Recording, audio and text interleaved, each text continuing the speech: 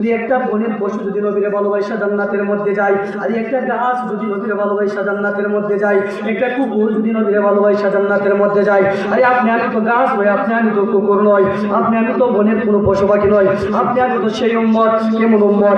যে উম্মত নবী যখন দুনিয়ার মধ্যে আগমন করেছে তখন বলেছে রব্বি হাবলি উম্মতি, রব্বি হাবলি উম্মতি। আর শুধু তাই নয়, সেই উম্মত আমার নবী যখন দুনিয়ার বুকে চলে যাইবে, যখন দুনিয়ার পর্দা করবে তখন বলছে রব্বি হাবলি উম্মতি, রব্বি হাবলি উম্মতি। তুমি আমি তো সেই ভালোবাসার উম্মত। এজন্যই বলি কি আল্লাহর বান্দা, শুধু তাই নয়, রোজার মধ্যে গিয়ে দেখেন আমার নবী শুধু বলে রব্বি হাবলি উম্মতি, রব্বি হাবলি উম্মতি।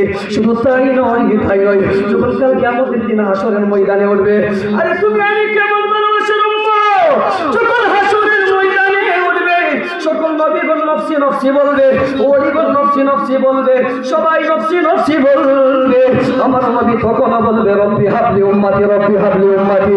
এজন্যই আমি একবার ভোরবাসীদেরকে বলে যাই, এই নবীর ভালোবাসা যদি গাছ যদি জান্নাতের মধ্যে যায়, আর বনের পশু যদি জান্নাতের মধ্যে যায়, কুকুর যদি নবীর ভালোবাসা জান্নাতের মধ্যে যায়, আরে আপনি আমি তো কুকুর নয়, আপনি আমি তো গাছ নয়, আপনি আমি তো বনের কোনো পশু নয়, আরে আপনি আমি তো ওই ভালোবাসা